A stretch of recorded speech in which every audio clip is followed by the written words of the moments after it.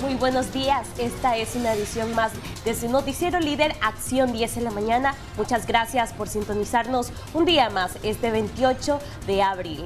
Les saluda Odilí Vargas, Jimmy Romero, Jocelyn Medrano y su servidora Saily Aguilar. Muy buenos días, Jimmy. Muy buenos días, muchachos, amigos y amigas televidentes. Iniciamos con noticias nocturnas, ya que un motociclista resultó con serias lesiones en su cuerpo luego de impactar contra una camioneta. Esto ocurrió en el kilómetro 12 de la carretera sur. Veamos el reporte que nos brinda Ronald Rodríguez Solís. Un motociclista sufrió golpes y heridas en diversas partes del cuerpo anoche tras impactar contra una camioneta en el kilómetro 12 de la carretera sur. Testigos relataron fuera de cámara que supuestamente el conductor de la Hilux, identificado como Norman Rivera, invadió la preferencia del motociclista cuando pretendía girar hacia la izquierda. Sin embargo, el ciudadano dijo que no logró observar al joven motorista. Un accidente, yo venía doblando hacia acá y de repente no lo miré, venía a toda velocidad y sentí el impacto. ¿Usted iba a doblar hacia la izquierda? Hacia la izquierda, sí. ¿Traía las luces encendidas? Pues sinceramente, yo no lo vi, pero no sé, dicen que la traía encendida, yo no lo vi. ¿Estaba su casco de seguridad? Sí, eso lo salvó, creo. Norman Rivera. Elecciones para determinar el grado de responsabilidad de los implicados.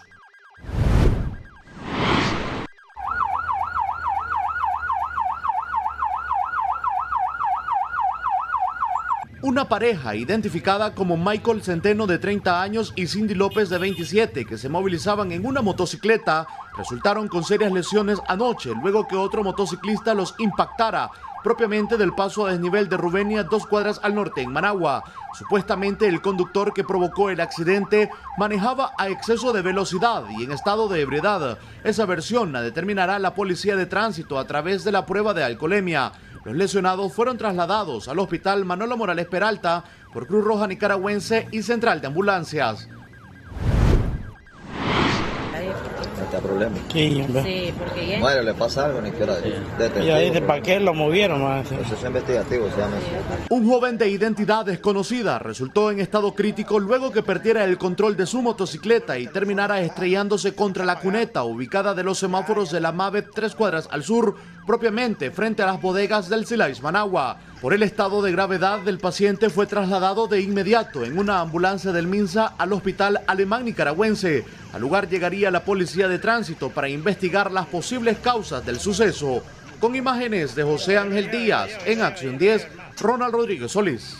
Cambiando de tema, este miércoles quedó oficializado en la Gaceta Diario Oficial la expropiación del edificio de la OEA que será utilizado para crear el Museo de la Infamia. Tras el anuncio que hizo este martes la vicemandataria Rosario Murillo de declarar de utilidad pública el bien inmueble de la OEA, este miércoles fue publicado en la Gaceta Diario Oficial la declaratoria de utilidad pública del edificio del Organismo de Estados Americanos, OEA. La Procuradora General de la República, actuando en calidad de representante legal, expuso lo siguiente. En el artículo 1 se creará el Museo de la Infamia en la propiedad donde funcionaba la sede de la Organización de Estados Americanos en nuestro país, por lo cual se requiere declarar de utilidad pública este inmueble situado en el departamento de Managua. Mientras que en el artículo 4 se lee que el bien inmueble objeto de esta declaratoria de utilidad pública y donde funcionaba la sede del Organismo de Estados Americanos, OEA, conforme a la ley de expropiación pasará al Estado de la República de Nicaragua, quien a través de la Unidad Ejecutora Instituto Nicaragüense de Cultura desarrollará e implementará el proyecto Museo de la Infamia. Para Acción 10, Marjorie Vargas. Y siempre relacionado a este tema, Luis Almagro, secretario general de la Organización de Estados Americanos, solicita al Consejo Permanente de Derechos Humanos abordar la ocupación por parte del gobierno de Nicaragua de la sede de este mismo organismo. Los detalles a continuación. Este miércoles, el Consejo Permanente de la Organización de Estados Americanos analizó la situación sobre el tema de la confiscación de su edificio en Managua, a solicitud del secretario general Luis Almagro, quien ha calificado el hecho como una flagrante violación nunca antes vista. Se decidió la expropiación del edificio donde las oficinas de la OEA ocupaban parte del mismo. Se entra ilegalmente a una oficina protegida por inmunidades y se expropia legítimamente una propiedad como pretendida sanción a la OEA cuando ese edificio ni siquiera es de nuestra propiedad. La OEA solo arrienda parte del mismo. Estamos frente a las más graves ilegalidades internacionales, seguidas de medidas nacionales de las más disparatadas que afectan a inocentes que solo hicieron desde hace años una simple operación inmobiliaria. Nada puede justificar un desconocimiento de inmunidades y privilegios que gozan las instalaciones, los bienes, los archivos de una organización internacional. Las normas que regulan las instalaciones de la OEA son similares a las que tienen todas las organizaciones internacionales, muchas similares a las de las embajadas. Es un principio reconocido por el derecho internacional, tanto consuetudinario como convencional. Nunca había ocurrido antes. Los peores dictadores americanos, incluso los Somoza, jamás tomaron medidas como esta. Lo que está ocurriendo hoy con las oficinas de la OEA en Managua va mucho más allá de este hecho. Abre un precedente que, de ser tolerado, puede llevar mañana a los mayores atropellos contra cualquier organización internacional o contra cualquier sede diplomática. Las inmunidades y privilegios de los funcionarios y de las instalaciones de organizaciones internacionales o de las embajadas no son un capricho del Estado sede que cuando se enoja puede eliminar a su gusto. Son muchos siglos de normas básicas reconocidas por la comunidad internacional en su conjunto para regular sus relaciones. La Secretaría General dará todo el apoyo a las medidas que este cuerpo político acuerde. Esto no existía, ahora existe. Es un antecedente peligroso para el sistema interamericano. Es un antecedente peligroso para Latinoamérica. Es una afrenta para Latinoamérica. Durante la sesión no se contó con la participación del representante del gobierno de Nicaragua, pero este martes la vicepresidenta Rosario Murillo anunció que la Procuraduría General de la República informa que el bien inmueble que ocupaba las oficinas de la OEA ha sido objeto de declaratoria de utilidad pública y pasará al Estado de Nicaragua. Esto fue criticado por representantes de los países miembros del Consejo Permanente. El asalto cometido ayer a la sede diplomática de esta OEA es un asalto, un ataque a cada uno de nuestros Estados miembros y no debe haber ninguna duda al respecto, porque la OEA es el grupo colectivo de todos los países y su sede diplomática en Nicaragua nos pertenece a todos. Ese hecho no es el gobierno de Nicaragua tiene que haber tenido en cuenta esto, pero su fuerza policial entró ilegalmente en la propiedad e incautó los archivos. Ningún Estado de la comunidad internacional puede hacer caso omiso de esta audaz violación de la Convención de Viena sobre Relaciones Diplomáticas, que en su artículo 22 dice claramente que las sedes diplomáticas son inviolables. El artículo es totalmente claro. Canadá condena fuertemente esa acción que no es congruente con el comportamiento pretendido de un Estado de la OEA. La situación de Nicaragua sigue deteriorándose y el régimen de Ortega ha ignorado los esfuerzos de diálogo de esta organización y ahora ha incautado su propiedad su representación en ese país. Es otro ejemplo del constante rechazo del gobierno régimen de Ortega de sus obligaciones, que sigue haciendo caso omiso. El representante de Estados Unidos se refirió al tema de los presos políticos y los derechos humanos en Nicaragua. Aseguró que en el país centroamericano nunca se permitió que la oficina de la OEA cumpliera con su propósito. Estaba llamada a apoyar el trabajo del secretario general y otros que habían sido invitados por el régimen para un diálogo. Pero esas conversaciones en 2019 llevaron a acuerdos firmados por representantes del actual gobierno de Nicaragua de liberar a los presos políticos, restablecer las libertades civiles y negociar mejoras al marco electoral del país. Ahora, 3 años después, esos compromisos han sido abandonados ya ampliamente por el régimen. La mayoría de los negociadores y líderes de la oposición están encarcelados y sometidos a juicios secretos por delitos que no han cometido y sin una buena defensa legal. Ayer el régimen condenó a uno de sus antiguos embajadores ante la OEA por el supuesto delito de criticar la decisión del régimen de Ortega de denunciar la Carta de la OEA. Y no debemos vacilar, aplicar medidas contundentes en casos audaces como estos. Señora Presidenta, la OEA sigue siendo la organización multilateral más importante del hemisferio occidental y tiene una larga y orgullosa trayectoria en pro de todas las Américas. Está en todos nosotros preservar ese legado y defender a nuestra organización cuando es objeto de este tipo de ataque. Y al mismo tiempo es esencial que la OEA y sus Estados miembros estén involucrados en la situación en Nicaragua. Durante el debate, la mayoría de los representantes de los países miembros del Consejo Permanente afirmaron que aunque Nicaragua denunció la Carta de la OEA, esta se hará efectiva el 19 de noviembre del 2023, siempre y cuando para entonces haya cumplido con todas sus obligaciones. María Esther Ordóñez, Acción 10. Y en otras informaciones, más de 1.000 privados de libertad de los diferentes penales del país obtuvieron el beneficio de convivencia familiar otorgado por el gobierno. El gobierno de Nicaragua otorgó el régimen de convivencia familiar a más de 1.000 privados de libertad que estaban recluidos en los diferentes penales del país. El acto central fue realizado en el sistema penitenciario Jorge Navarro de Tipitapa. Los protagonistas del beneficio otorgado pudieron disfrutar del reencuentro con sus familiares. Los liberados en total fueron 937 varones y 63 mujeres.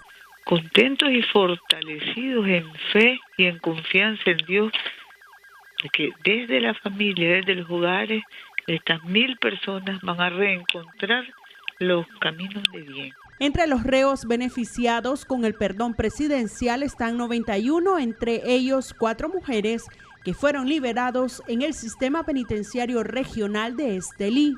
100 presos y presas del sistema penitenciario de Cuisalá, en Comalapa, Chontales. También fueron liberados 80 reos, entre estos 7 mujeres del sistema penitenciario La Granja, quienes son originarios de Granada, Rivas, Masaya y Carazo. La ministra de Gobernación, María Amelia Coronel, expresó que este beneficio es parte de las políticas de Estado impulsadas por el gobierno para buscar el bienestar de las familias. Coronel exhortó a los beneficiados a disfrutar de su libertad cada minuto y recordar los errores cometidos para no repetirlos, poniendo en práctica las habilidades obtenidas en los programas de estudio a los cuales pudieron acceder durante el periodo en el que pagaron sus condenas. En Acción 10, Jocelyn Rojas. Juan Carlos Ortega Murillo, hijo de la pareja gobernante, propone discutir la despenalización, producción, comercialización, tenencia y consumo de la marihuana y sus derivados. Expertos coinciden que llegara a ser aprobada, los problemas en la sociedad aumentarían. A través de su cuenta de Twitter, Juan Carlos Ortega Murillo destacó que los beneficios del uso del cannabis sativa, conocido popularmente como marihuana, ya están más que comprobados y considera necesario que se habría que estudiar la experiencia de aquellos países en donde ya no existen restricciones para cualquier uso, pero sí existen normativas que buscan garantizar el orden y la seguridad pública. Según el abogado penalista Deiker Joanes, Nicaragua aún no está preparada para el uso, consumo y comercialización de esa sustancia y que de llegar a ser aprobada por la Asamblea Nacional facilitaría su tránsito hacia Estados Unidos. Sea legal o ilegal, siempre el consumo se ha mantenido. Recordemos que Nicaragua está en la franja donde nosotros somos el lugar de tránsito, por decir así, hacia los Estados Unidos. Los mayores exportadores y consumidores de esta sustancia son los Estados Unidos, perdón, en este caso serían importadores. Los exportadores sería Colombia. Nosotros somos uno de los países de tránsito, pues.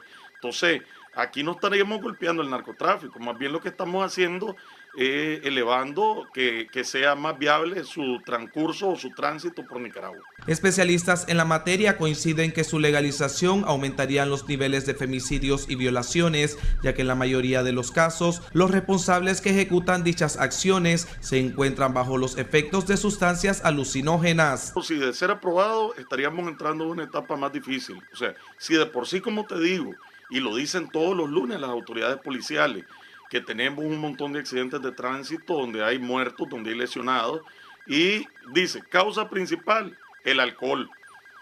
Un ejemplo, pues.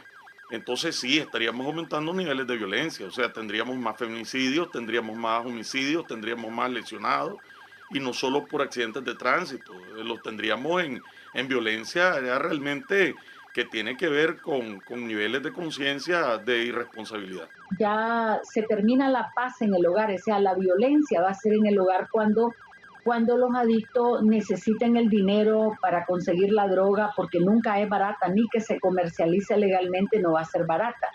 Entonces acaban con la paz familiar, con la economía familiar, se destruyen y toda la familia se enferma. Aunque sea solo uno consumiendo, todo el grupo está totalmente perjudicado. De acuerdo a la Ley 177, Ley de Estupefacientes, Psicotrópicos y otras sustancias controladas, está prohibido a nivel nacional toda actividad relativa al cultivo, producción, fabricación, uso, tenencia, transporte y comercialización de estupefacientes, psicotrópicos, sustancias inhalables y toda clase de fármacos susceptibles. Panamá y Costa Rica son los dos únicos países de la región centroamericana que han legalizado el uso de esta sustancia. Para Acción 10, Kevin Arrieta. Y 100 paquetes de cocaína, escuche bien, valorados en más de $2 millones, fueron incautados por la Policía Nacional en el sector conocido como La Garita, en la comarca Las Salinas Grandes, esto en el departamento de León. Pero es Xochitl Mendoza quien nos amplía mucho más.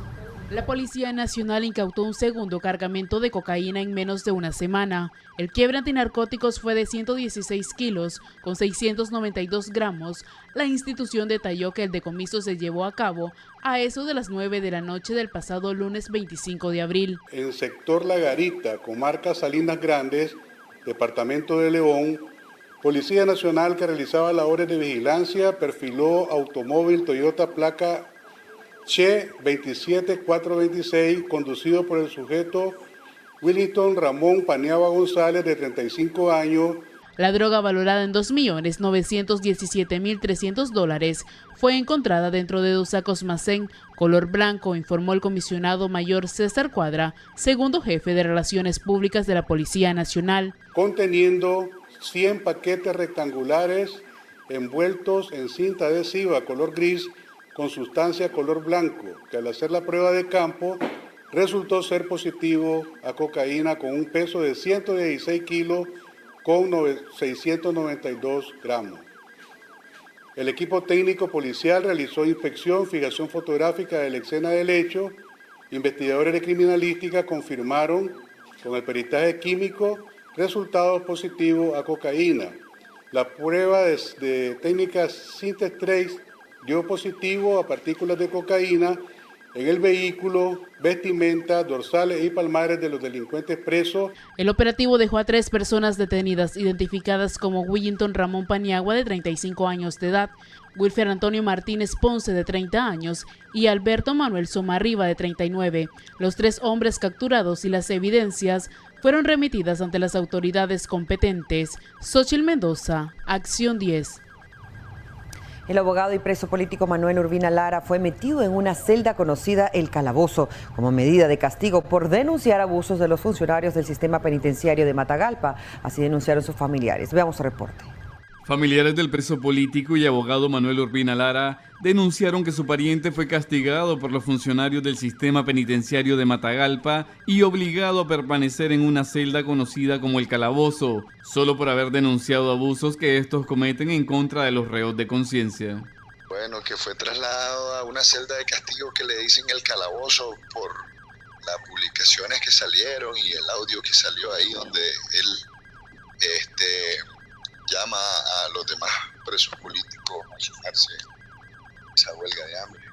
Bueno, está totalmente, es una celda que está subterránea, no hay acceso a la luz, no hay entrada de viento, es calabozo, o sea, es terreno la celda. El abogado lleva ya 1 año y 3 meses tras las rejas, luego que fuera apresado y condenado a 4 años de prisión por el sistema de justicia, que lo encontró culpable del delito de homicidio imprudente en perjuicio de José Antonio Rizo, a quien le dio raya en una camioneta el pasado 16 de enero, pero ese día un vehículo le invadió el carril y causó un trágico accidente de tránsito. Urbina dijo que su padre no se amedrenta con las agresiones que puedan ejercer los custodios en el sistema penitenciario. Así es, a él entre más lo castiguen o más lo torturen, lo hacen más fuerte y más bravo. Sí. Okay. Él ya fue claro que no se va a doblegar ante nada. Familiares de Urbina Lara piden a los organismos defensores de derechos humanos y a la comunidad internacional que presionen al gobierno para que los presos políticos en Nicaragua puedan recuperar su libertad. Informó para Acción 10, Carlos Larios. Vamos a una pausa comercial, quédese con nosotros, ya regresamos. Ya regresamos en la mañana. Gracias por continuar con nosotros. Un señor de 65 años que se trasladaba en moto fue impactado por un vehículo que se dio a la fuga. El accidente se registró en el kilómetro 89, carretera hacia Boaco. A punto de morir atropellado estuvo don Leopoldo Membreño Miranda, de 65 años de edad, originario del barrio La Bombilla, en Boaco. El señor de la tercera edad se trasladaba en su motocicleta cuando fue aventajado e impactado por este vehículo, que sin importar el estado del motorizado se dio a la fuga. Don Leopoldo resultó con lesiones graves en diferentes partes del cuerpo y tuvo que ser trasladado al hospital. Gracias a cámaras de seguridad se obtuvieron imágenes del automóvil, donde se ve el daño sufrido por el impacto contra la moto. El accidente se registró frente a la Colombina, carretera al empalme de Boaco. Familiares de la víctima interpusieron la denuncia ante las autoridades policiales y piden a la ciudadanía ayudar a dar con el paradero del irresponsable conductor. En Boaco, Francisco Cantillano, Acción 10. Vamos a cambiar totalmente de asunto. El gobierno de Nicaragua presenta las acciones a ejecutar antes, durante y después del invierno de este año 2022, pero es Kevin Arrieta quien nos brinda más detalles. El Estado Mayor de la Defensa Civil del Ejército de Nicaragua, en conjunto con el Instituto Nicaragüense de Estudios Territoriales, el Sistema Nacional para la Prevención, Mitigación y Atención a Desastres, el Instituto Nicaragüense de Fomento Municipal, así como gobiernos locales y líderes comunitarios, dieron a conocer este miércoles las acciones a ejecutar durante el invierno. En total serán desplegados 11.284 efectivos militares en todo el territorio nacional y se pondrán a disposición 306 brigadas voluntarias integradas por 3.191 brigadistas y 1.373 unidades militares. Para este plan nosotros hemos identificado, de acuerdo a las conversaciones y los planes particulares que nos pasaron para elaborar este plan, 403 comités de prevención, mitigación y atención de desastres, con 6.261 funcionarios y miembros de las comunidades. Vamos a emplear en este plan 1.768 vehículos ligeros, 717 vehículos pesados, 1.088 motos, 137 unidades de superficie donde van incluidas de la Fuerza Naval y otras que se encuentran en las comunidades y municipios de las regiones norte y sur del Caribe y San Carlos. 7 medios aéreos que dispone la Fuerza Aérea. 115 vehículos especiales y para un total de 3.816 medios, 2.800 equipos de comunicaciones, radio base y 20 módulos de sirena para la alerta temprana ante huracanes. El objetivo de este plan es prevenir la vida de la población ante el impacto de huracanes, inundaciones provocadas por lluvias, deslizamientos de tierras y otras emergencias mediante la articulación de los esfuerzos operativos en sinergia con autoridades a todos los niveles, instituciones que conforman el SINAPRED y unidades del Ejército de Nicaragua. Tiene este plan como alcance contribuir a la seguridad de la vida, bienes de la familia y comunidades en exposición vulnerable. 3 grandes escenarios que nosotros tenemos, que nos hemos planteado: ante intensa lluvia, desbordamientos de ríos ante deslizamientos de tierra y hundimientos de minas, y el otro escenario que es ante huracanes, cuando estos impactan, ¿verdad?, directamente en el territorio nacional. Y de ahí el proceso de trabajo que nosotros desarrollamos para la atención y respuesta a la población en situaciones de desastre. Para Acción 10, Kevin Arrieta. En otro orden, el Banco Centroamericano de Integración Económica, BCE, anuncia préstamo de hasta $200 millones a países fundadores. El objetivo será mitigar los impactos que ha generado el alza de precios del petróleo a nivel internacional. Jimmy Romero con más detalles. Este anuncio fue dado a conocer este martes por el presidente ejecutivo del BCE, Dante Mossi. Sin embargo, en Nicaragua aún no se conoce si la administración Ortega Murillo ha enviado esta propuesta ante el hemiciclo de la Asamblea Nacional para acceder a estos fondos. Veamos a continuación en qué consiste el programa.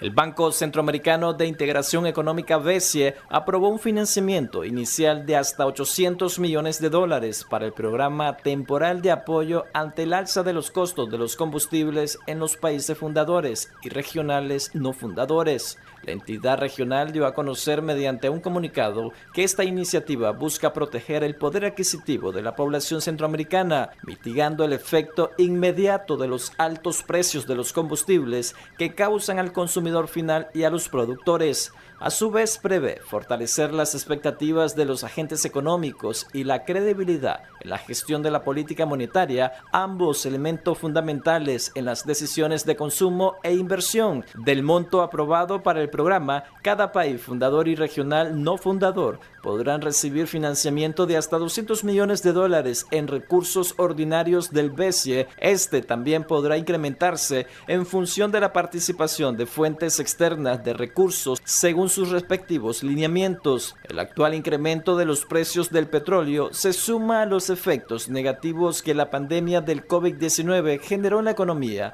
desalineando la oferta y la demanda mundial a través de la interrupción de las cadenas de suministros. En este contexto, nuestro apoyo amplía la capacidad anticíclica de las autoridades monetarias para gestionar las crecientes presiones inflacionarias, expresó el presidente ejecutivo del BCE, Dante Mossi. Nicaragua es uno de los socios fundadores del BCE desde 1960. Su participación accionaria es de 10.79%, con un capital de $714 millones. Actualmente, el BCE en el país cuenta con una cartera de proyectos dirigida al sector público por un monto de $1.586 millones y aprobación de $890.17 millones.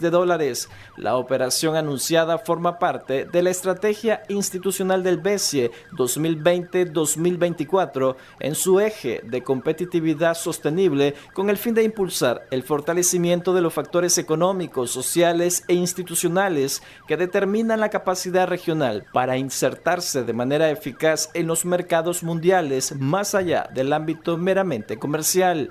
Desde que aumentó de precio el barril del petróleo a nivel internacional como consecuencia del conflicto bélico que inició Rusia en Ucrania, los consumidores nicaragüenses ya casi están pagando por el litro de combustible los 50 córdobas, mientras algunos productos que integran la canasta básica continúan al alza. Con cámara de Roger Sánchez, les informó para Acción 10, Jimmy Romero.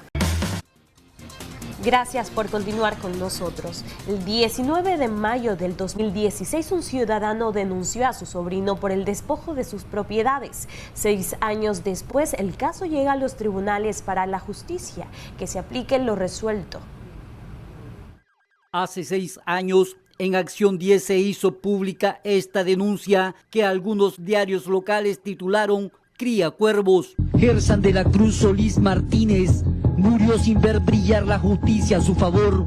5 meses antes de fallecer, acusó a su sobrino Heidi Guillermo Roa Solís, la esposa de Helinken Chamorro Zamora, por apropiarse supuestamente de todos sus bienes y cuentas de ahorros que obtuvo durante 25 años trabajando en Estados Unidos. Más de 6 años pasaron y los denunciados fueron encontrados culpables y condenados a 5 y 11 años de cárcel, pero nunca fueron capturados. El juez séptimo local penal de Managua en su momento los condenó. Los condenó, como dijo ella, duran 5, 10, hubieron varias penas para ellos. ¿Por qué tipo de delito? Por el delito de falsificación material y usurpación. Ahí no hay cuenta regresiva. Ellos fueron condenados, pero nunca estuvieron presos. Correcto, nunca estuvieron presos. Pero ¿qué es lo que pasa? Para poder anular ese poder y los asientos registrales... ¿Y recuperar las propiedades? Tenemos que hacerlo por la vía civil, que es lo que estamos haciendo en este momento. El juez penal no puede ordenar. El juez penal no puede ordenar más que el juez civil. Yo espero pues y le pedimos al gobierno y a la compañera Rosario Murillo de que ya a las familias, a nosotros, se le acabe este calvario, este sufrimiento, que se acabe este problema. Ya tenemos prácticamente 7 años en este pleito. Nosotros estamos firmes, conscientes de que tenemos la razón, tenemos la verdad, tenemos todas las pruebas sobre este caso. Una de mero derecho es la declaración de la misma notario que manifestó que ella nunca, el señor Gersán nunca firmó ese poder. Con el cual le quitan la propiedad de la víctima. Hicieron las propiedades, le quitaron a la víctima.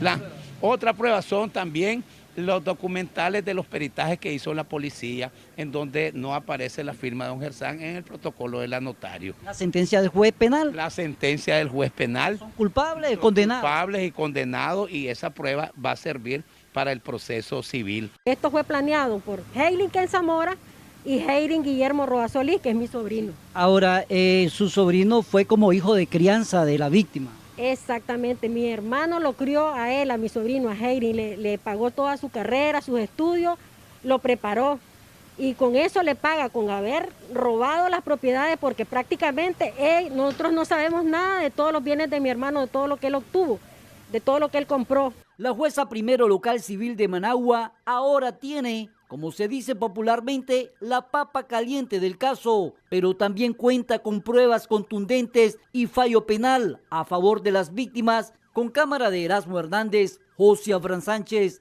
Acción 10.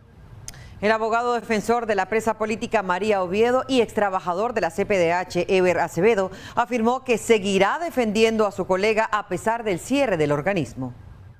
A pesar del cierre forzoso de la Comisión Permanente de Derechos Humanos, CPDH, Eber Acevedo, abogado defensor de la presa política María Oviedo y ex trabajador de este organismo, aseguró que seguirá defendiendo a su colega.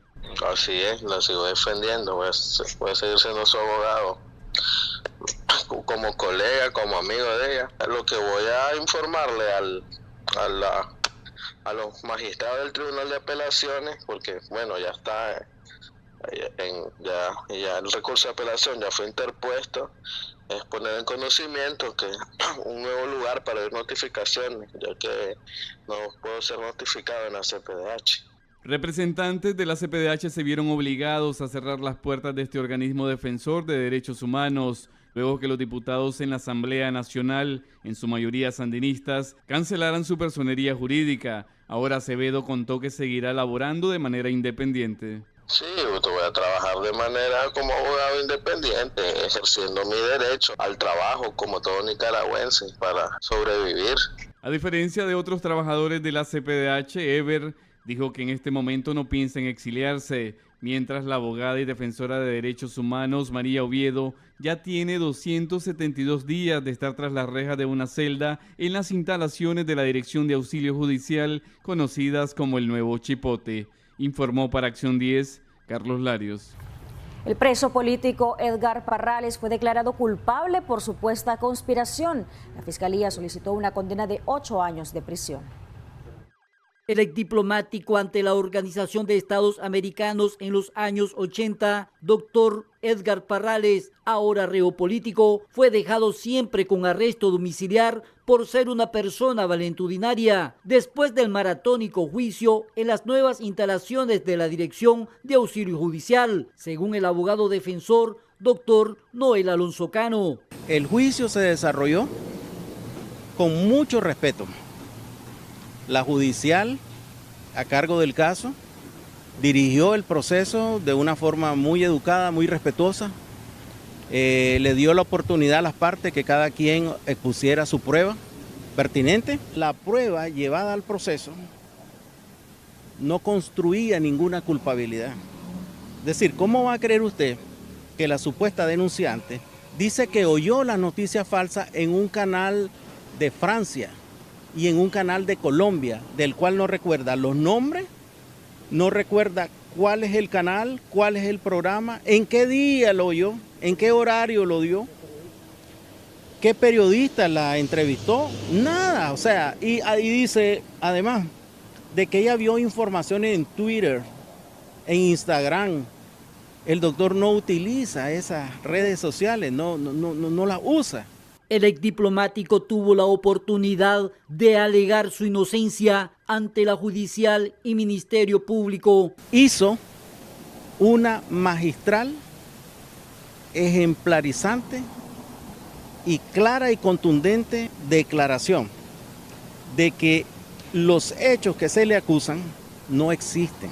Este juicio va a servir, mire dónde se lo estoy diciendo, va a servir para que en las universidades se estudie como un caso clásico de que no se deben hacer investigaciones improvisadas ni contrarias a la ley. Y también se va a tener un claro ejemplo de que una persona injustamente acusada se defiende con todas las armas que permite la justicia y el derecho. El doctor Parrales es una figura icónica en la sociedad nicaragüense. Un señor que renunciando a los hábitos sacerdotales, decidió apostar por servir a este país y a su sociedad y al pueblo nicaragüense. Y esa ha sido la vida de él. La pena al doctor Parrales podría ser de 8 años de cárcel, pero será la judicial quien finalmente determine si el doctor Parrales cumplirá su condena en su domicilio. Con cámara de Erasmo Hernández, José Abraham Sánchez, Acción 10. Muchas gracias, José Abraham Sánchez, por esa información. Ahora le comento que 6 años de prisión tendrá que enfrentar el femicida que privó de la vida a la joven locutora de Jinotega. Y es que el adolescente era novio de la víctima y no quería asumir su responsabilidad paternal, debido a que la joven se encontraba embarazada.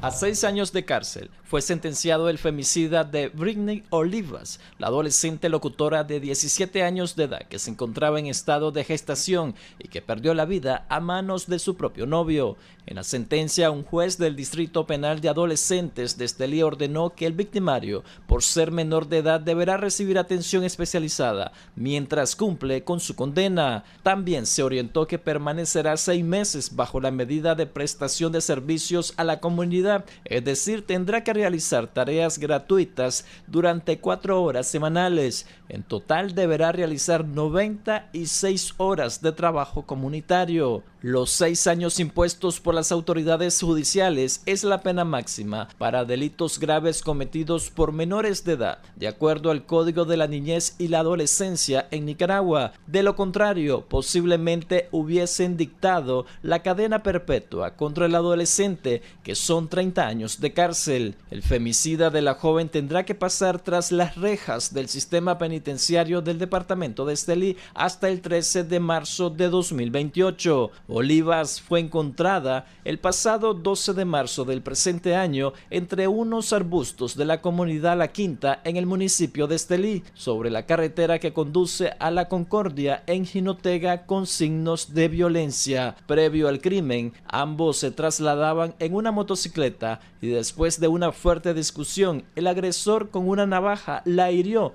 y le causó la muerte de manera instantánea. Una de las causas confirmada fue que ella se negó a abortar a su futuro bebé. Tras el hecho, el sujeto se dio a la fuga, pero fue capturado cuando iba en su moto pocos días después. Jimmy Romero, Acción 10. Cada 28 de abril se celebra el Día Mundial de la Seguridad y Salud en el Trabajo. Esta es una fecha proclamada por la Organización Internacional del Trabajo y tiene como principal enfoque el de promover el trabajo seguro, saludable y digno. Casi 2 millones de personas mueren cada año por causas relacionadas con el trabajo.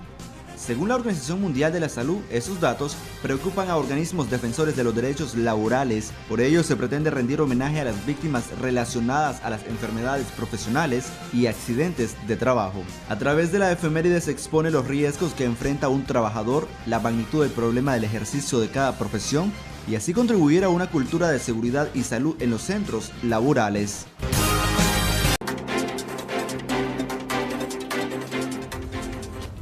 Los conflictos de propiedad en Nicaragua son bastante frecuentes y a veces por negligencia de quienes compran o heredan un bien inmueble se dan este tipo de situaciones. ¿Cuál es la diferencia, por ejemplo, hablando de herencia, entre declaratoria de herederos y testamento? ¿Cómo es que se da la falsedad testamentaria? ¿Cómo usted puede alegar que es el dueño de la propiedad? ¿Cómo usted puede denunciar en el caso que considere que se ha cometido algún tipo de abuso o delito relacionado a la inscripción de propiedades, relacionado a la donación de propiedades o a la herencia de las mismas? Vamos a abordar el tema con un experto en derecho.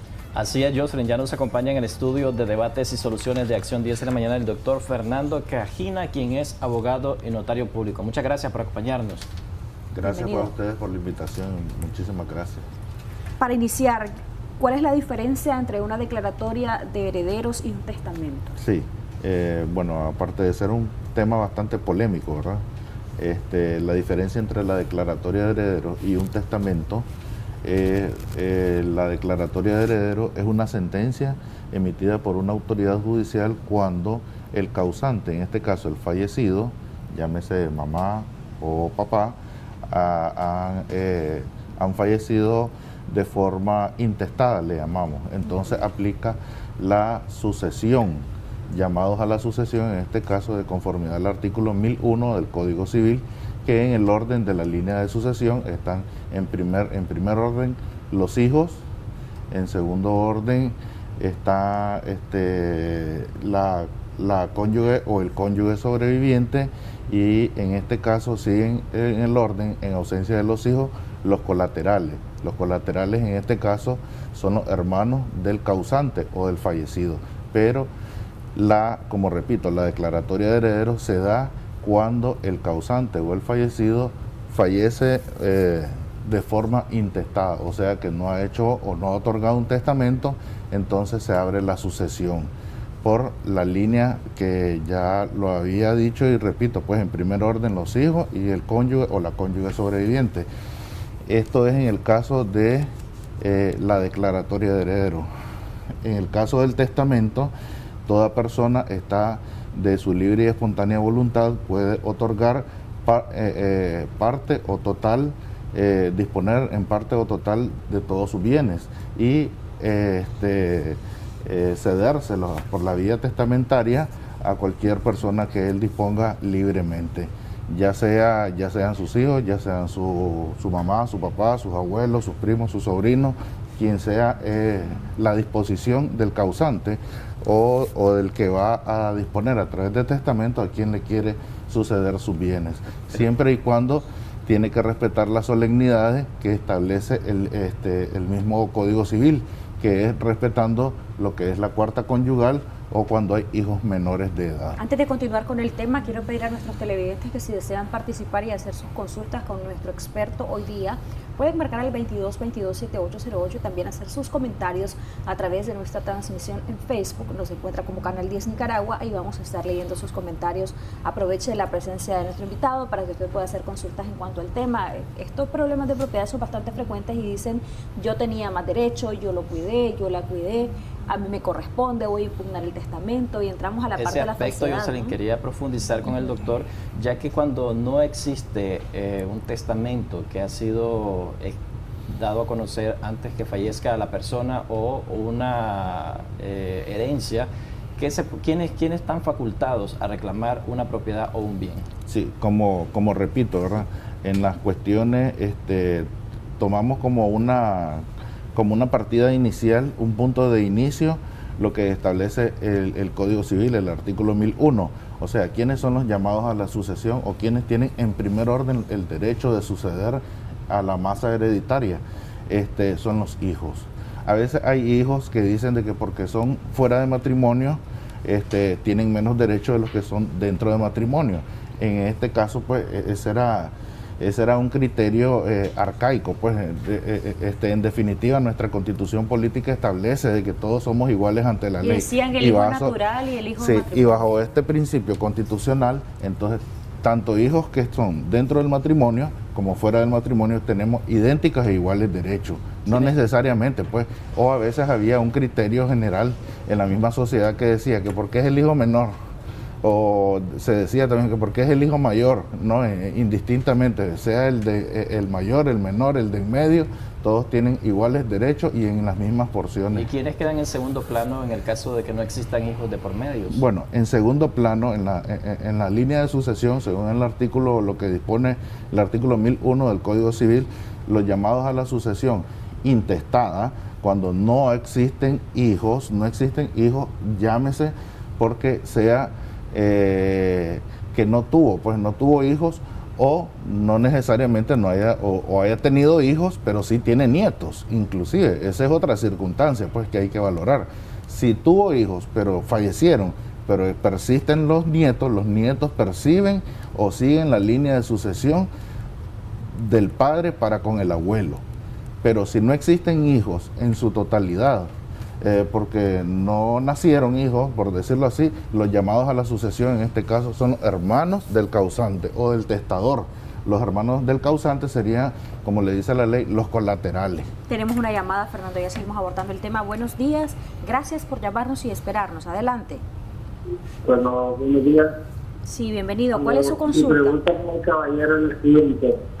Mi mamá tiene 8 años de muerte. Nosotros somos 3 hermanos. Pero mi hermana se ha quedado con todo. Ya, ella supuestamente hizo un testamento que un abogado, que lo que mi mamá había dejado era de herencia solo para ella. ¿Qué se puede hacer en este caso? El testamento es falso, según lo que usted nos cuenta. Sí. Porque digo yo, ¿verdad? Que si este testamento hubiera hecho mi mamá, nosotros hubiéramos sabido de todo, porque en vida mi mamá dijo que mi hermana, tenía 2 casas, y una se la había dejado a un hermano mío, y la otra era mitad de mi hermana, mitad mía, y lo que había de bienes era repartido entre los 3, pero ahora mi hermana se ha quedado dueña de todo. Ok, muchas gracias por su consulta. Bueno, está diciendo el televidente que son 13 hermanos. En ese caso dice también el televidente de que su mamá expresaba en vida de que los bienes de ella iban a quedar en iguales partes para todos los hermanos, o sea, para todos los hijos de la señora. El caso relevante en este sentido es de que dice que su mamá falleció hace 8 años, creo que dijo, ¿verdad? Entonces, en esos 8 años, en sede penal, para proceder a acusar penalmente al hermano de que dice que es dueño de todo vía testamento, que lo redarguye de falso el televidente, ya en sede penal la acción penal ya prescribió. En este sentido no se podría hacer nada, pero queda la opción de recurrir a la sede civil ante los juzgados y recurrir por la falsedad civil del testamento abierto o nulidad del instrumento público. Pues en ese sentido son 10 años para que prescriba la acción civil, todavía está en tiempo y puede accionar correctamente. Quiero leerte algunos comentarios que ya nos están haciendo nuestros televidentes a través de nuestra transmisión en Facebook. Mi papá murió hace una semana y no dejó declaratoria de herederos ni testamento. Él estaba casado con una mujer, pero no le tuvo hijos. Ahora mi hermano y yo queremos saber si tenemos derecho al terreno donde vivía o le corresponderá solo a quien fue su compañera de vida. Se respeta la cuarta conyugal de esta consultante que está haciendo su consulta vía WhatsApp. Se respeta la cuarta conyugal. Su cuarta conyugal está garantizada a través del matrimonio civil, pero los hijos están llamados también a la sucesión por cuanto el papá, que ha fallecido hace pocos días, ha muerto de forma intestada. Entonces siempre volvemos a repetir de que los primeros llamados a la sucesión, en todo caso, en primera línea y en primer orden son los hijos, respetando al cónyuge sobreviviente su cuarta conyugal. Tenemos otra llamada. Tenemos otra llamada telefónica. Muy buenos días. ¿Cuál es su consulta? El tema que estamos abordando. Le escuchamos. Gracias por esperarnos. Sí. Buenos días. Yo necesito saber si el joven abogado nos puede explicar un poco más claro, porque en mi situación es que mi mamá murió hace 2 años. Mi papá se había metido con otras mujeres estando nosotros hace 13 años. Tuvo una hija, mi mamá era la dueña de la casa, ahora después que mi mamá murió, le dimos chance a él de que fuera a la casa, que llegara a cambiarse, a bañarse. Tenemos un viejito de una edad aproximada de 120 años, que no es ningún familiar de nosotros. Y el señor ahora dice que él nos va a sacar de la casa porque él es el único dueño después que murió mi mamá, y eso que no vivía con ella hacía 13 años. Somos 15 hermanos, 2 de ellos casi mataban a mi mamá, le empeñaron la casa y no la sacaron. Ahora ellos están echando a mi papá para que pelee por la casa. Entonces, ¿qué podemos hacer en este caso? Mi papá es un señor de 70 años y tiene una hija de 13 años que tuvo con la nueva mujer que tenía. Ok, muchas gracias sí, por su efectivamente, consulta. No recuerdo haber escuchado que la mamá de la televidente si era casada o no era casada. ¿Sigue en línea? ¿Sigue en línea? Bueno, no. Bueno, quiero explicar 2 escenarios en virtud de pues, que no explicó muy bien la televidente. En el caso de su papá, efectivamente, si fuere casado civilmente y su estado civil ahora sería viudo en este caso, sí tiene derecho a su cuarta conyugal.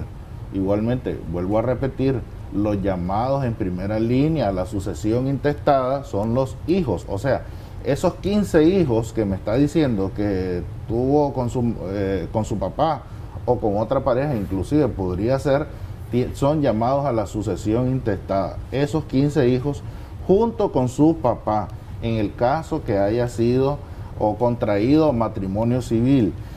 En el caso que no haya contraído matrimonio civil, ese es otro escenario. Su papá, para poder acceder a la masa hereditaria de la cuarta conyugal que ha dejado su mamá, su difunta madre, entonces este señor tiene que hacer valer su derecho ante el juzgado de familia, solicitando el reconocimiento judicial de la unión de hecho estable, para que el juez, mediante sentencia, reconozca la unión de hecho estable y él adquirir el derecho hasta ese momento de la cuarta conyugal de esa propiedad que está prácticamente en litigio, en disputa entre los hijos y el señor. Antes de que hablemos de cómo comprobar que un testamento es falso, quiero plantearte también una pregunta que me hacen llegar. Buenos días, una consulta. Si la madre falleció, el padre está vivo, hay una declaratoria de herederos. Si hay bienes de por medio, los hijos mayores de edad pueden hacer uso de estos bienes, aunque el padre indique que él es quien decide cuándo se hará uso de ellos. Los hijos tienen ese derecho, aunque el padre aún esté vivo. ¿Qué pasa si el padre se impone y no permite que se haga uso de esos bienes? Y si existe esta declaratoria de herederos. Sí, efectivamente, la declaratoria de herederos, como le estoy diciendo, pues el papá está rebelde imponiendo que él es el dueño de la propiedad o de los bienes, haciendo uso de su derecho de cuarta conyugal como cónyuge sobreviviente. Pero hay una declaratoria de herederos que está a nombre de todos, inclusive del viudo, en este caso, del cónyuge sobreviviente y de los demás hijos. Indistintamente, aunque el señor esté queriendo intentar hacer valer un derecho sobre todos los bienes, él se le respeta su cuarta conyugal. La cuarta conyugal es el 25% de los bienes, no es el dueño de todos los bienes ni de toda la propiedad. Los hijos están llamados a la sucesión, están tomados en cuenta ante la sentencia declaratoria de herederos, y si están en inconformidad en esta cuestión de que el Papa insiste y persiste sobre ese derecho de todos los bienes o de toda la propiedad, entonces los hijos bien pueden accionar con una demanda en contra del padre por cesación de comunidad, para que esa comunidad en donde están, por llamarle así, amarrados todos junto con el papá, sea dividida por la autoridad judicial. Se llama demanda con pretensión de cesación de comunidad. Fernando, tenemos otra llamada telefónica. Muy buenos días, muchas gracias por esperarnos, lo escuchamos. ¿Cuál es su caso? Sí, buenos días. Mi consulta es la siguiente. Lo que pasa es que la abuelita de mi esposa tenía un terreno. En vida, ella hizo una sesión de derecho en nombre de mi esposa. A la hora que ella pedía que nosotros queremos sacar los documentos, viene un abogado de uno de los de mi esposa, y le dice que esa sección de derecho no tiene valor trascendente, porque la señora, eso no fue heredado, sino que fue comprado.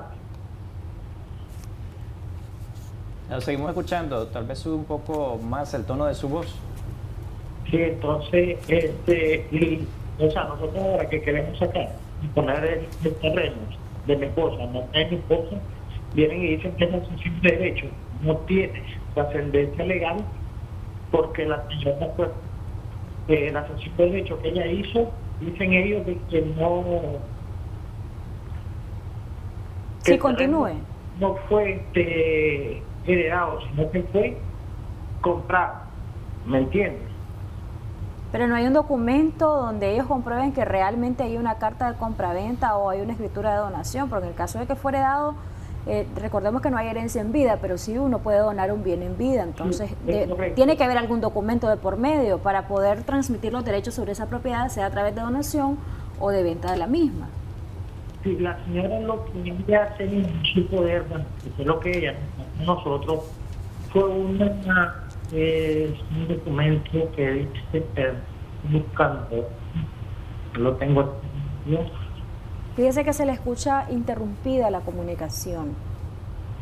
Si habla un poco más alto y también se mueve del lugar.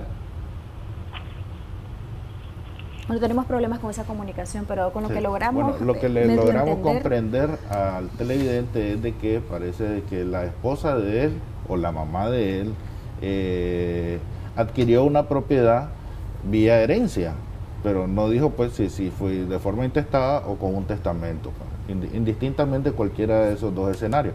Pero resulta de que cuando ellos quisieron legalizar su dominio o posesión de esa misma de esta referida propiedad, resulta que se encuentran que la propiedad fue vendida y que no hayan qué hacer. Entonces, efectivamente, yo le puedo asegurar al televidente de que toda persona, cualquier persona, de su libre y espontánea voluntad puede disponer de cualquiera de sus bienes de forma total o parcial en vida, ya sea donada o vendida. Si resulta que el dueño de la propiedad la ha donado o la ha vendido, no habría mucho que hacer, no habría nada que hacer, considero yo, porque si fue adquirida por su esposa o por su mamá mediante testamento o sentencia judicial de declaratoria de heredero, déjeme decirle de que la venta o la donación, que es la disposición de los bienes en vida, están por encima del mismo testamento y están por encima de la declaratoria de heredero. ¿Cómo se comprueba la falsedad testamentaria? Si fuere en un eventual caso de la falsedad testamentaria, bueno, efectivamente quien dispone la falsedad o quien declara la falsedad, efectivamente que es una autoridad judicial. La autoridad judicial tiene que estar auxiliado por el laboratorio de criminalística. El laboratorio de criminalística de la Policía Nacional es quien determina si la firma del que supuestamente otorgó ese testamento es legítima o es ilegítima.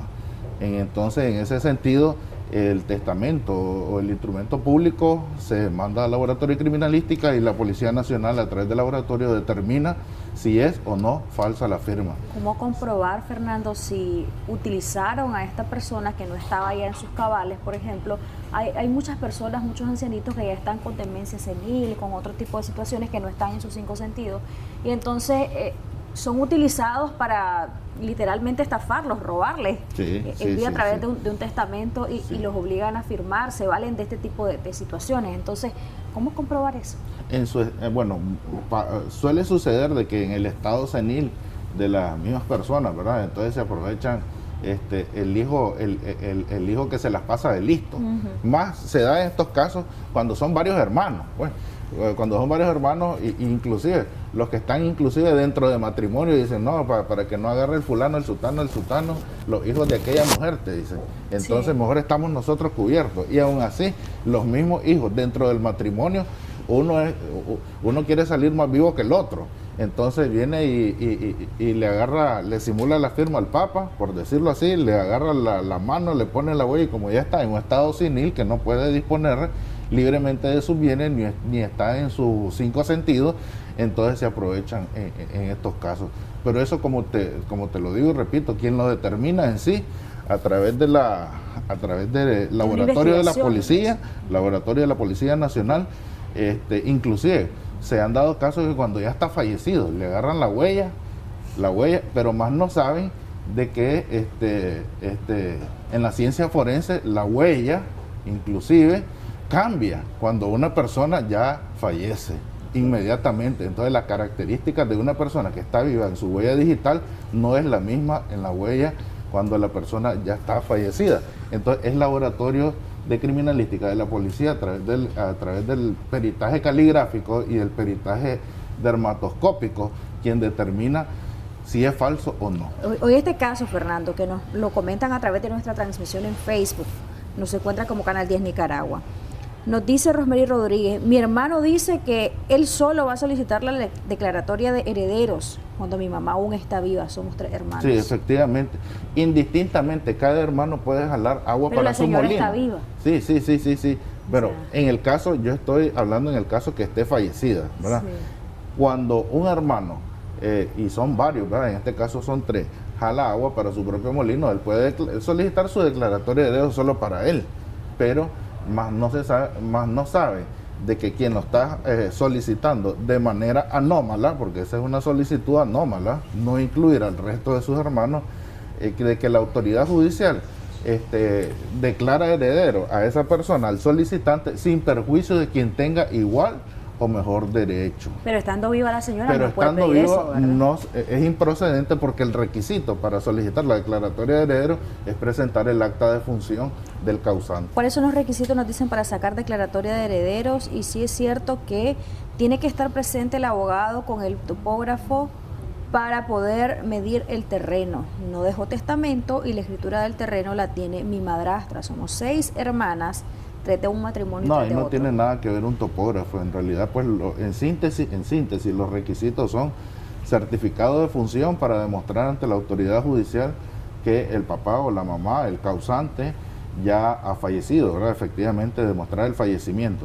Los certificados o partidas de nacimiento del solicitante o de los solicitantes, en este caso sería de los hijos. Esto se presenta para demostrar el vínculo que hay entre el causante y están los hijos.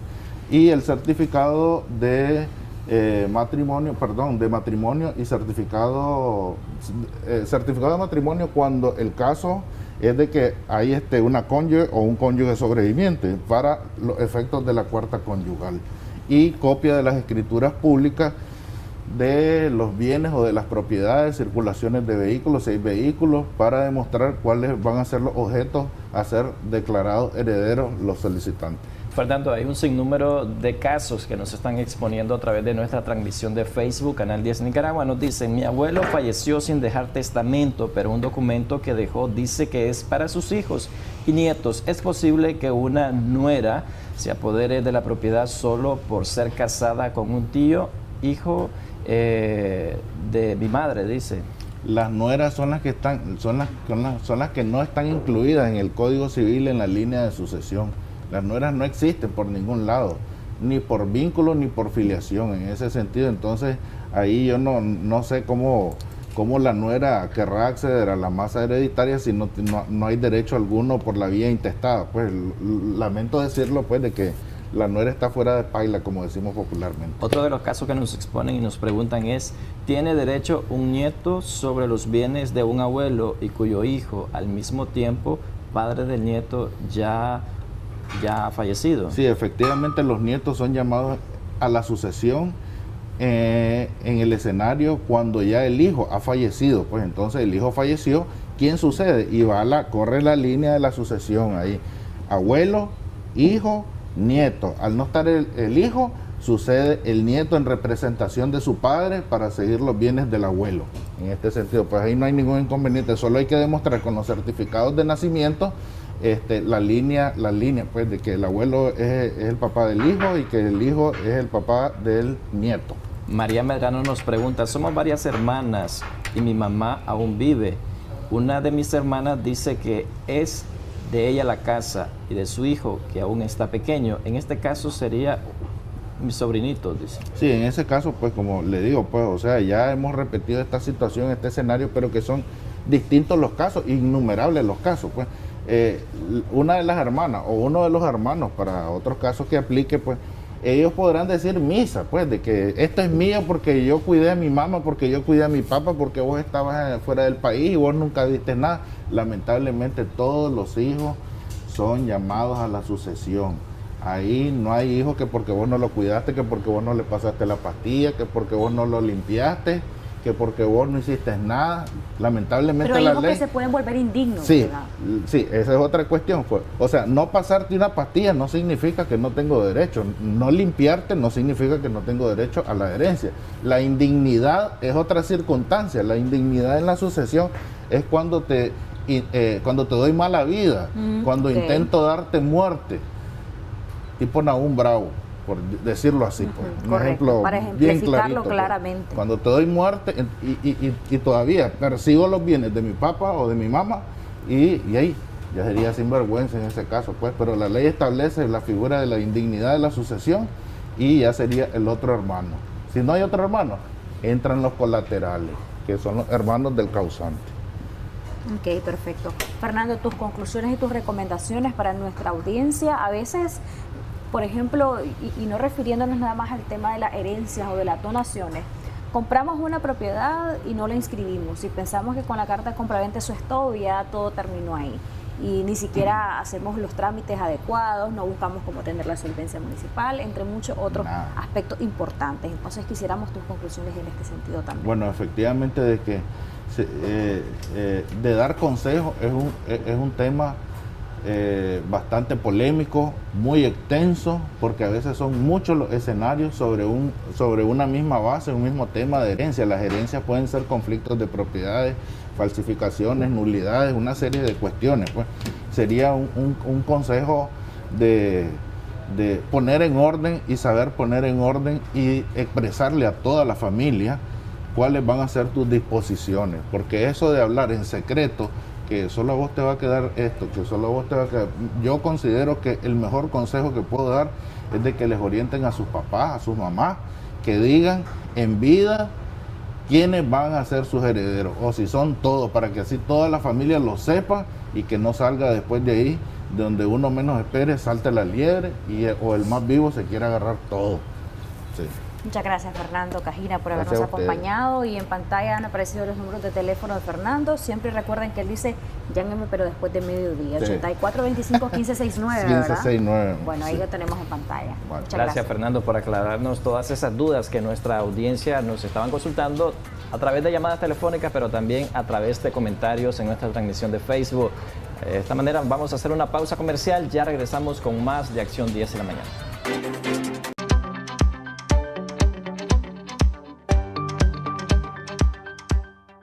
Habrán días con mucha lluvia, así que asegúrese al salir de su casa portar una sombrilla o una chaqueta a prueba de agua. Buenos días, estamos ya en el segmento del pronóstico del tiempo, justamente para conocer qué nos depara la madre naturaleza para las próximas horas en el territorio nacional. Y vaya que nos ha sorprendido con las lluvias que se han adelantado al invierno que se esperaban iniciara a mediados del mes de mayo. Y es que debo informarles que el Frente Frío número 45 ya está circulando en el Golfo de México y un sistema de baja presión también estará afectando al territorio de toda Centroamérica, así que en Nicaragua no se descartan las posibilidades de lluvia para las próximas horas. Y justamente quiero iniciar el segmento hablando acerca de las precipitaciones. Serán puntuales, escuche usted, en la zona del Caribe con desplazamiento hacia la zona norte central del país. También no se descartan en la zona del Pacífico como Managua, Masaya, Granada, también en la zona de Carazo, así que a cuidarnos muchos. Recordemos que el invierno dura de 7 a 9 meses y con mayor incidencia o con mayor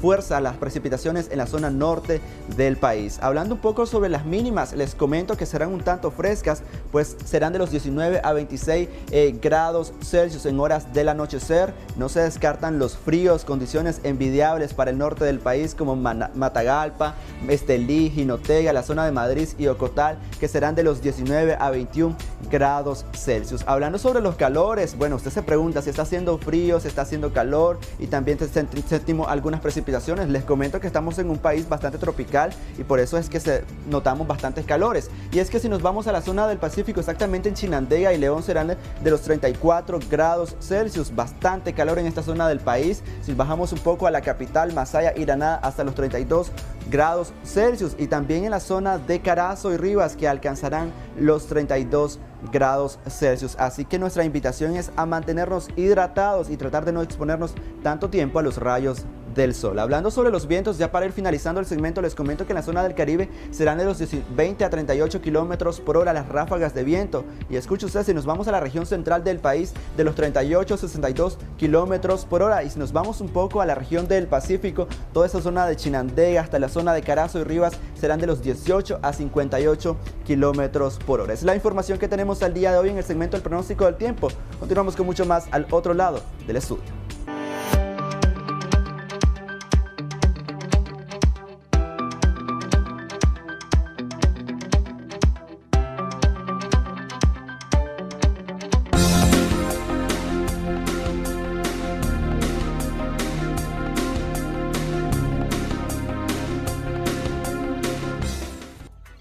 Así es, Christopher Guevara, y ahora vamos a conversar un tema muy interesante con el doctor César Sandino y vamos a conversar sobre el control de la diabetes. Es importante nosotros manejar este control si además estamos predispuestos a padecerla, si algún familiar ya ha tenido diabetes, pues nosotros tenemos que tener ahí siempre el cuidado. Doctor, muy buenos días, gracias por acompañarnos. Gracias a Canal 10 por la oportunidad y al Laboratorio Wellpro.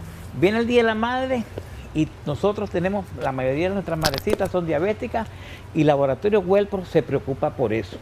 ¿Por qué razón? Porque los pacientes diabéticos, lo más importante hoy en la globalización es el estilo de vida. Sí. Y el estilo de vida es comida saludable, visitar siempre a su médico, que puede ser un internista, un endocrinólogo, un diabetólogo o bien un médico familiar.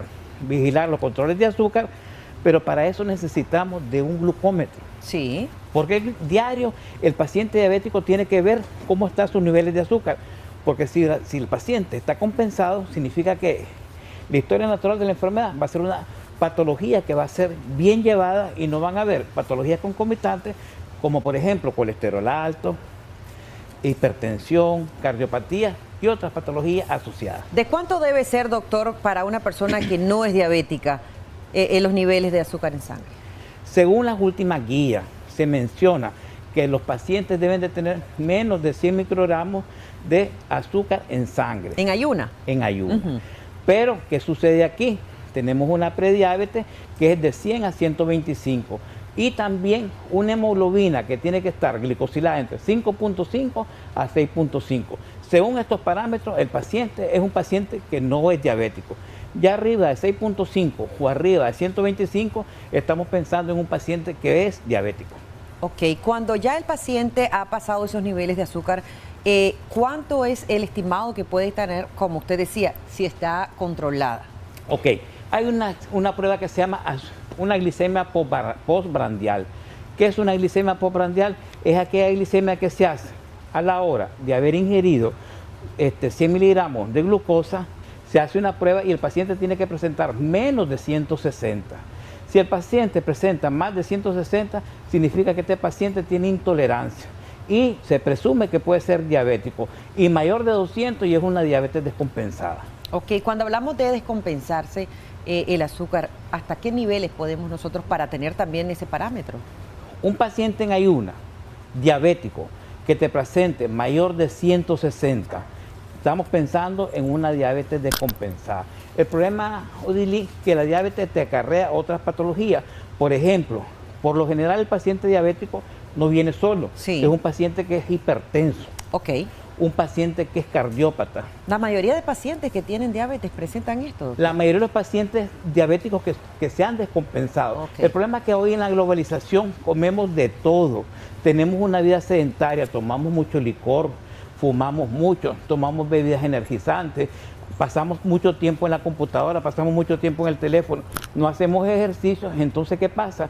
Que la diabetes por lo general se detecta tardíamente y cuando se detecta tardíamente ya hay patologías asociadas. Entonces, por lo general, si el paciente está diabético, está hipertenso, colesterol, triglicéridos altos, esto se llama dislipidemia. Aquí tenemos algo que se conoce como síndrome metabólico y el pronóstico es malo. 22-22-7808, 22-22-7808, si desea hacerle una consulta al doctor Sandino, con muchísimo gusto le vamos a atender. Doctor, un tema interesante también para aquellas, las personas, ¿ya tenemos a alguien en línea?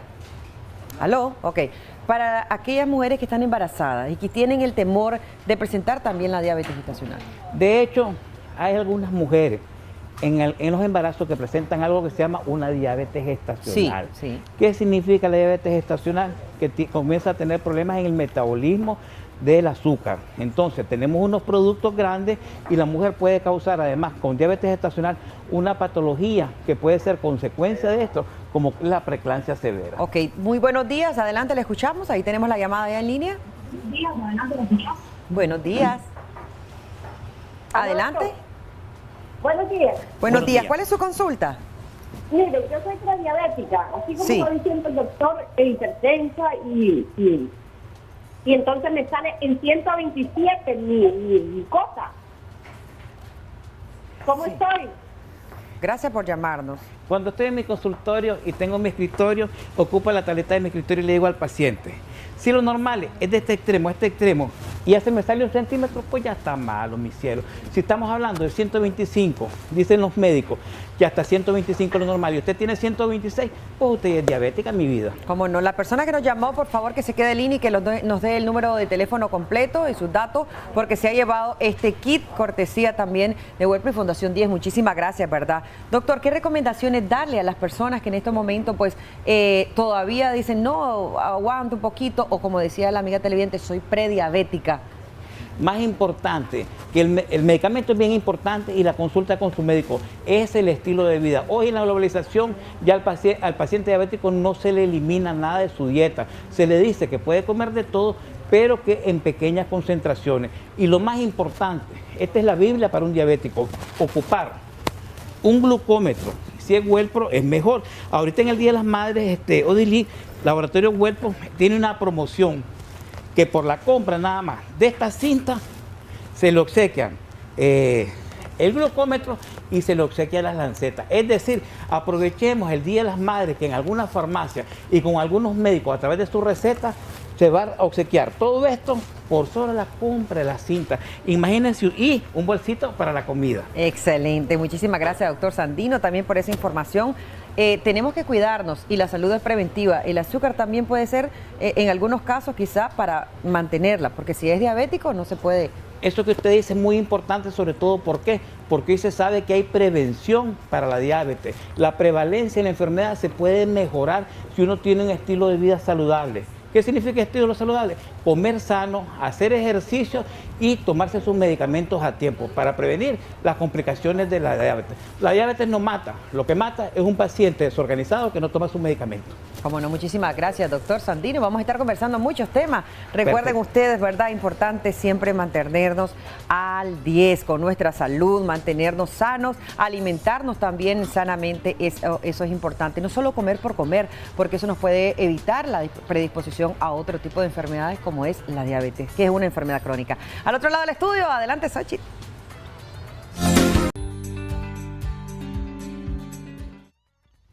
Seguimos con Acción 10 en la mañana, felices y contentos, decían algunos, otros pues están iniciando sus labores hasta este momento, pero a todos nuestros amigos televidentes un fuerte abrazo. Vamos a conversar con nuestra doctora Alba Roni, ella es psicóloga, y también vamos a hablar un poquito sobre esa infidelidad, pero virtual. Puede existir una infidelidad virtual cuando nos chateamos, cuando se comparten algún tipo de mensajes, de fotografías, de videos, en fin. Eso puede ser una infidelidad. Ella nos lo va a decir, doctora. Qué bueno que nos acompañe. Muchísimas gracias, Odili. Como siempre es un placer, y más hablando de un tema tan interesante como esto, que se está dando con una velocidad impresionante. Lo vemos con mucha frecuencia en las relaciones de pareja. Muchísimas personas se quejan de que su pareja está con el celular todo el tiempo, de que ve personas que no conoce, que le da like a todas las cosas de cierta persona, y comienzan a sentir esa inestabilidad y esa zozobra, ¿verdad? Porque su pareja está teniendo algún tipo de relación o algún tipo de enfoque a alguien que no precisamente es una persona a la que tenemos cerca. Creo que la infidelidad virtual se está haciendo con muchísima frecuencia por las mismas características que tiene. Que si es infidelidad o no, creo que todo lo que está fuera de lo que es el pacto de una relación, ya podemos hablar de infidelidad. Sí. Si yo tengo una relación basada en la confianza, en la honestidad, en la lealtad, en la exclusividad de ciertas cosas como el piropo, como la caricia, como la parte íntima de nuestro cuerpo, tanto uno con el otro, y ya lo estoy compartiendo con otra persona, aunque sea virtual, yo sí creo que es una infidelidad. Y tristemente muchas personas dicen, es que si no hubo una parte física, entonces no es infidelidad, y no tiene nada que ver. La parte emocional, hay infidelidades emocionales que se da a través de esto. Vemos a muchísimos, con mucha más frecuencia, a los varones, por ejemplo, que comienzan a tener amistades y comienzan a darle like a ciertas personas, mandan, ay, qué linda te ves en ese vestido, y la plática va y va y va, y cuando nos estamos dando cuenta, están pidiendo fotos de los senos, están pidiendo fotos donde está, o le mandan una foto, estaba en tal lado y pensé en vos y te estoy mandando esta foto, y ahí comienza la conversación. Y cuando nos damos cuenta, las personas se pueden enganchar emocionalmente. ¿Por qué se da con mucha frecuencia? Porque es bien cómodo tener el celular, puede tener a su pareja al lado y estar chateando con 3, 4 personas a la vez. Pero no podemos hablar, doctora, que es la naturaleza también de los seres humanos, porque el que es infiel no es de ahorita, ¿verdad? Los infieles, siempre ha existido la infidelidad. Totalmente. Entonces se le echa culpa a veces a los aparatos, a la tecnología. No. Entonces, ¿cómo podemos abordar desde ese punto de vista? Las personas que tienden a ser infieles, tristemente esto facilita mucho más por la estimulación que tenemos todos los días, por los medios de comunicación, por las redes sociales y por un montón de cosas. Pero creo que la persona desleal e infiel, ya pues la persona tiene una tendencia a, y podemos hablar de que la misma naturaleza fisiológica de la mujer es totalmente diferente a la del hombre. No somos iguales, aunque querramos ser iguales. Tenemos el mismo valor, tenemos muchos esfuerzos, tenemos que ser valorados con lo mismo en puestos iguales en las empresas. Buscamos que se nos valore, no porque me parezca al hombre o porque ocupe el lugar del hombre, sino por mujer. Por ser mujer, yo quiero que me den el mismo. Por la fuerza laboral, doctora. En todas las áreas, la fuerza laboral, en la vida social, en la vida política, en la vida entre las amistades, en todas las áreas.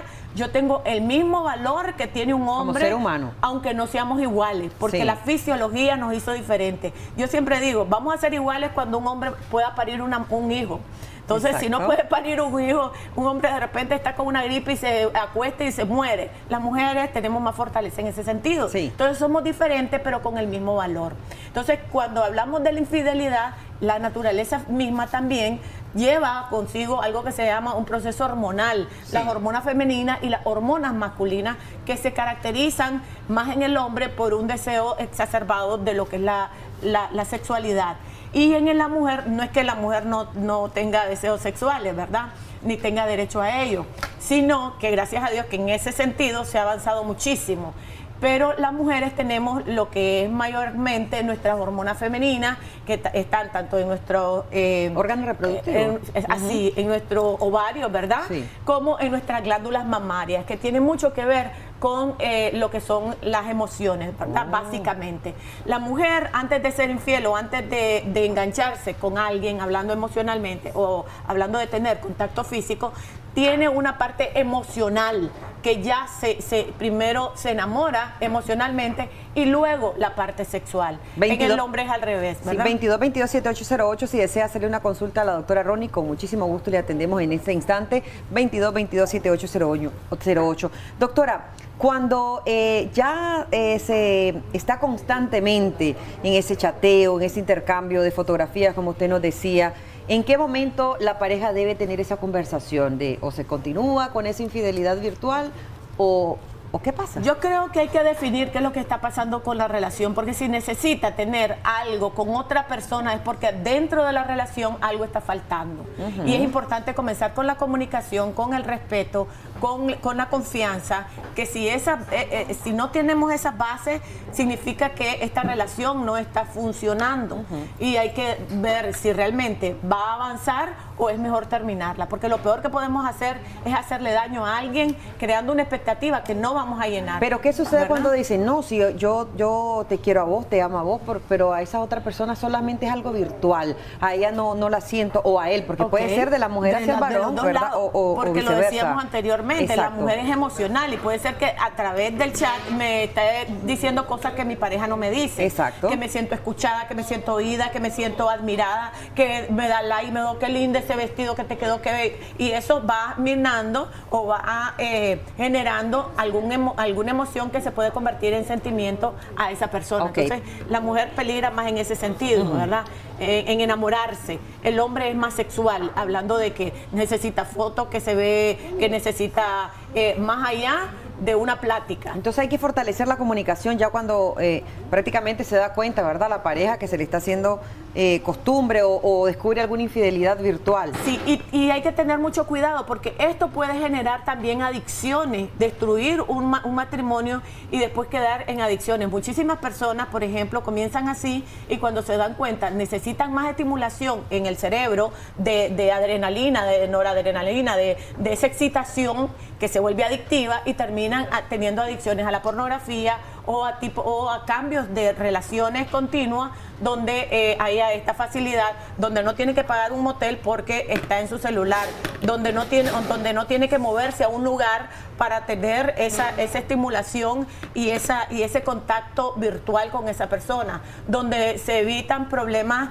de enfermedades venéreas. O sea, hay una gran cantidad de elementos que facilita y hace más simpático, digamos. Pero tomemos en cuenta que aunque no sea físico, esto es una infidelidad que puede dañar y destruir la relación que tiene en este momento. Ok, cuando ya se está en ese contacto, doctora, también se podría valorar un poco si esa persona está siendo engañada desde algún punto de vista, porque vamos a hablar de la otra persona, porque para una infidelidad ya hay tres. Entonces, también aquí sucede la infidelidad virtual, que la pareja que está siendo engañada va contra de la otra persona que está dentro de esa relación. ¿Cómo puede hacer si es algo virtual? Yo siempre me estoy preguntando cosas raras. Bueno, yo sí creo que la persona que le debe lealtad es su pareja, uno. Y dos, en estas redes y en el celular vamos a encontrar gran cantidad de personas que no tienen que ver conmigo. Quien tiene que ver conmigo es mi relación y comenzar a poner los límites y saber qué es lo que la otra persona quiere, porque muchas personas, por ejemplo, en mi consulta psicológica, donde yo he atendido personas, me dicen, sabes que una vez que yo abrí este mundo, yo no lo quiero cerrar, y se lo dicen a la pareja, yo no quiero dejar de tener este tipo de estímulos porque me da felicidad, me llena. Y se lo dicen a la pareja y la pareja decide terminar la relación y que cada uno agarre por su lado, pues. Gracias, doctora. Más bien daña. Sí, gracias, doctora Ronnie. La encontramos a ustedes en las diferentes redes sociales. Ahí está bien activada en Instagram también. Así, en Capacitaciones Empresariales Alba Ronnie me pueden buscar en Facebook o en Instagram, Capacitaciones Alba Ronnie. Con muchísimo gusto, pues siempre estoy contestando todos los mensajes y cualquier duda que tengan al respecto. Gracias, doctora. Y seguimos leyendo su libro también. Muchísimas gracias. Vámonos de inmediato al otro lado del estudio. Están preparados los muchachos. Recuerden que la infidelidad virtual sí se está dando y nuestro país no es la excepción, pero lo más importante es cuando vamos a iniciar una relación que sea basada en la confianza y en la lealtad, ¿verdad? Importante. Y la comunicación, así es, el amor y el respeto, que es lo más importante para que eso perdure. Vámonos, chicos, adelante.